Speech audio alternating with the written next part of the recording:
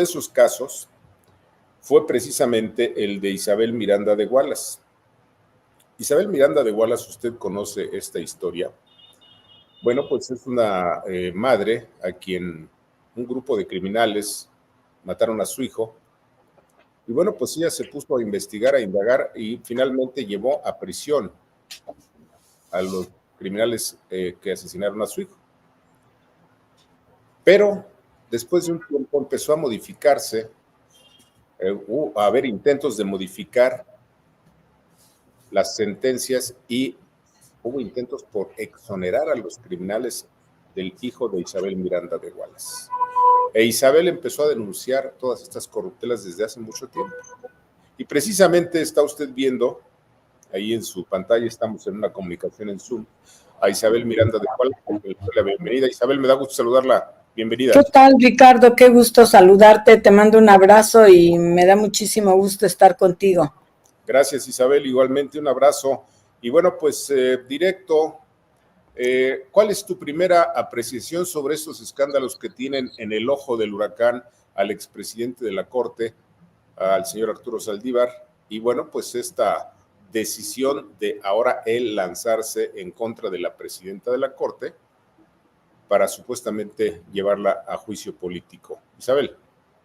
Pues mira, déjame decirte que mi primera impresión es de un hombre que siempre ha sabido sacarle provecho a sus cargos y a su poder político y en ese momento al poder que él tenía como presidente de la Suprema Corte, en la que ahora se están denunciando y seguramente se sumarán otros muchos más a esta denuncia en la que él hizo un mal uso de su poder. Y me parece que lo grave de todo esto es que él tenía el poder para quitar y mover jueces y magistrados y lo sigue teniendo, Ricardo. Eso es lo malo. Él dejó a mucha gente como magistrados, como jueces, porque le deben favores, quizá unos de adscripción. El mayor daño que puede tener un magistrado es que lo cambien, si está en el Distrito Federal, porque ya tiene su casa, lo manden a Tamaulipas, donde lo mandan a la guerra prácticamente. Entonces, me parece que él hizo muy mal uso de su poder. Él tuvo el desatino de meterse en actos de corrupción, no tan solo en a lo mejor hacer actos indebidos, comprando cosas más caras y recibiendo probablemente moches, porque lo he sabido también de proveedores, sino meterse en casos tan delicados como es el caso de una víctima, como es el caso de mi hijo, en el que por dinero él está vendiendo la justicia al mejor postor y en este caso a una persona acusada de narcotráfico. Él está purgando actualmente una pena por homicidio. Entonces, lo que hizo fue, lo buscó el abogado de esta persona acusada de narcotráfico, Arturo Saldívar, pactaron probablemente el precio, eso en la información que yo aporté incluso a la PGR, pudimos detectar una cuenta que en su oportunidad nosotros no sabíamos exactamente si él la tenía registrada o no en su patrimonio ante el gobierno, pero a final de cuentas nos dimos cuenta que esta cuenta no estaba registrada y ahí es donde probablemente recibía todos estos moches. En el caso de mi hijo, lo grave, repito, es que se está metiendo con un secuestro, algo que es de mucho dolor para nuestra familia. Él emprendió una campaña junto con Etsaí Sandoval, porque déjame decirte que esto es toda una organización. O sea, es una organización criminal prácticamente, porque desde el poder que él tenía, él puso a Etsaí Sandoval como titular del Instituto de la Defensoría Pública. Él sabía qué casos eran los que tenían que mandar y cómo, a dónde mandarlos, a dónde enviarlos, para que obtuviera un beneficio indudablemente este grupo. Incluso hay periodistas que están metidos en el grupo de Saldívar, que posicionan públicamente casos o los denostan según les convenga, ¿verdad? Y pues reciben también una parte del botín. Nosotros, como familia, lógicamente a mí me parece que Saldívar es un hombre impresentable desde cualquier punto de vista, como persona, como funcionario. No traicionó nada más a la Constitución y a los mexicanos, se traicionó a sí mismo, porque él se supone que jura la lealtad a la Constitución, cosa que no hizo, y ahora lo que pretendía era tratar de rebajarle la pena a Juana Hilda o hasta probablemente liberarla, porque es el asunto que está por resolverse en la Suprema Corte de Justicia.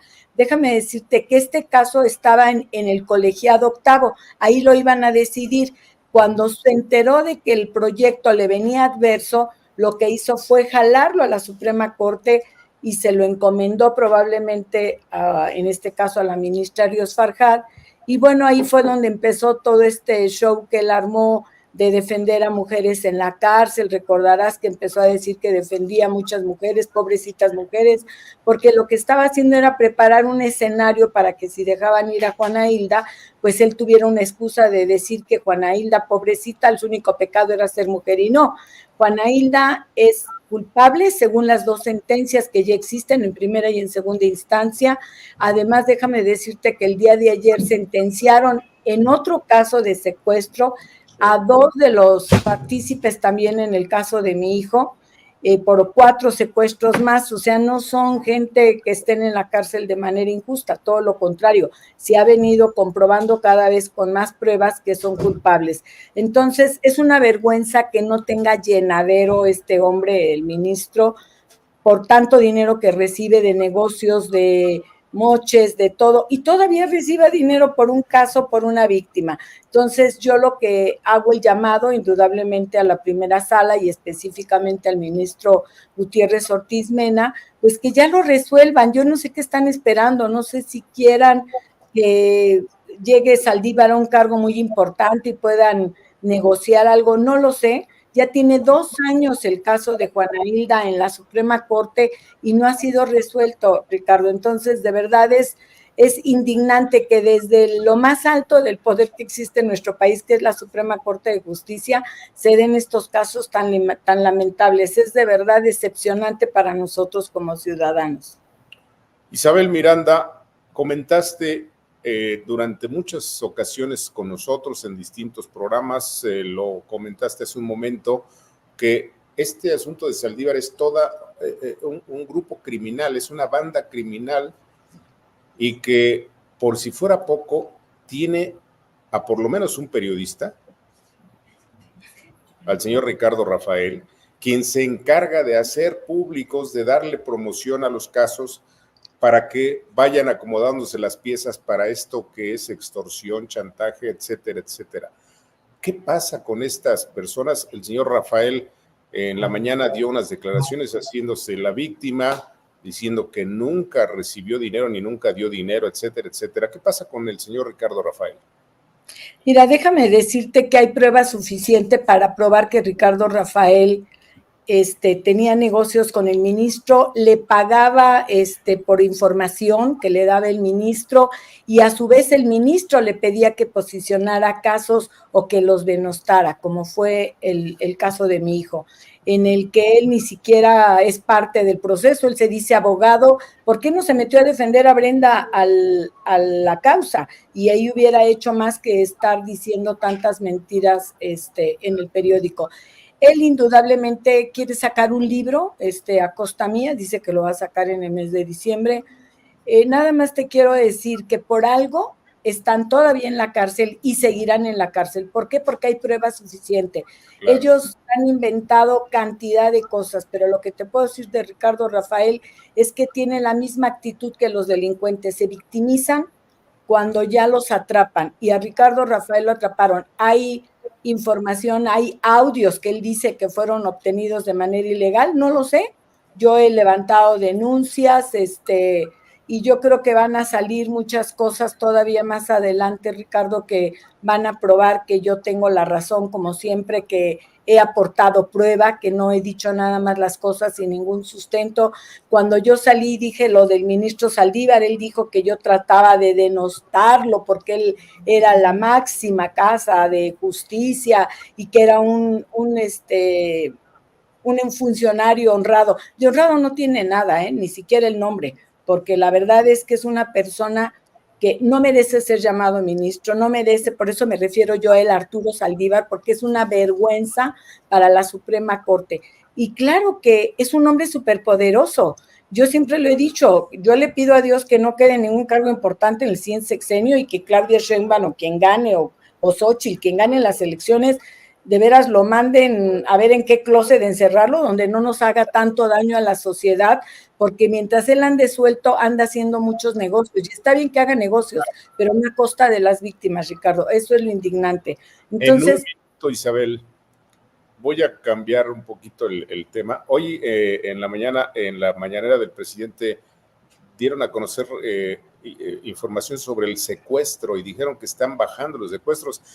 Tú nos hiciste llegar ayer tu estadística que manejas cada mes y bueno, pues la verdad es que es un incremento escandaloso. Platícale a la audiencia este asunto. Mira, Ricardo, nunca nos checan los datos, la información estadística entre el gobierno y quienes llevamos esta información, me refiero a varias ONGs, porque ellos siempre tienen otros datos. Y nada más te voy a poner un ejemplo para que el público lo entienda. En el caso de Culiacán hubo 60 personas que fueron secuestradas por varios días, por algunos pagaron rescates, no hubo uno que iniciara una carpeta de investigación para denunciar. ¿Por qué? Porque el crimen organizado tiene tomado a nuestro país o a gran parte de nuestro país. Y con esto te quiero decir que hay muchos secuestros que suceden y no son registrados por el gobierno de manera equivocada, porque la ley establece que aunque no levanten denuncia, deben de registrarlos. Entonces, sí, nosotros tuvimos más de 500 secuestros, ha sido el mes más difícil para este delito. Muchos son de migrantes, otros son masivos, pero esa es nuestra realidad que hoy estamos viviendo, Ricardo. O sea que el secuestro está al máximo como en sus mejores tiempos, digámoslo de esa manera. Sí, al menos en este mes sí fue sumamente doloroso ver tantas víctimas que fueron sujetas de secuestro. Muy bien, Isabel, en otro momento seguimos platicando. Gracias. Claro que sí, Ricardo. Buenas tardes. Hasta luego. Hasta luego. Bien, ahí tiene usted a Isabel Miranda de Wallace.